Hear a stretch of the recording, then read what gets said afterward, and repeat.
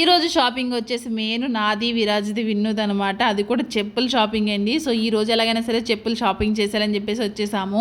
First అయితే జూడియోలోకి వచ్చాము. జూడియోలోకి ఎందుకు వచ్చామని అనుకుంటున్నారా? నా చెప్పులు అయితే ఇందులోనే దొరుకుతాయి అనమాట. అందుకే ఇక్కడికైతే వచ్చేసాము. ఇందులోకి రాగానే మెయిన్ కనిపించి ఫ్రాక్స్ అండి. ఏమో స్టార్టింగ్ ప్రైస్ వచ్చేసి 899, 999 అయితే ఉంటాయి. అంతకుమించి తక్కువే ఉండవన్నమాట. ఇంకా అలా చూసుకుంటామా, పిల్లలకు కావాల్సిన అయితే తీసుకుంటాము. ఎప్పుడు వచ్చినా సరే ఇంకా అయితే నేను అసలు టచ్ చేయను. ఇంకా ఫస్ట్ మెయిన్ వచ్చింది నా చెప్పుల కోసం కాబట్టి ఇక చెప్పులు అయితే సెలెక్ట్ చేసుకున్నాను నేను. ఇంక విన్ను అయితే ఇంక కాపీ ఇచ్చిందనమాట. విన్ను చెప్పినవి తీసుకోలేదని చెప్పేసి ఇంక మా హస్బెండ్ కూడా బ్లాక్ కలర్ ప్యాంట్ ఒకటే తీసుకుంటానన్నారు. ఇంకా ప్యాంట్ కూడా తీసుకున్నాము. ఇక్కడ నుంచి అయితే బయట చెప్పుల షాప్కి అయితే వెళ్ళామండి. ఇక్కడ అప్పుడు రంజాన్ కాబట్టి ఇక్కడ ఏ ఆఫర్లు పెట్టారంట. ఇంక అందుకే మేము అక్కడికి అయితే వెళ్ళాము. ఈసారి జాతరగా మా ఓడిదో ఆడవాడు అనుకుంటా. ఎందుకంటే అన్ని ఆడికి కావాల్సినవి తీసుకుంటున్నాము. ఇప్పుడు ఈ షూ కూడా వాడికి డ్రెస్కి మ్యాచ్ అయ్యేలాగే తీసుకుంటున్నాము. దీన్ని షూ అంటారో ఏమంటారో నాకు తెలియదని నేను షూ అనే పిలుస్తున్నాను.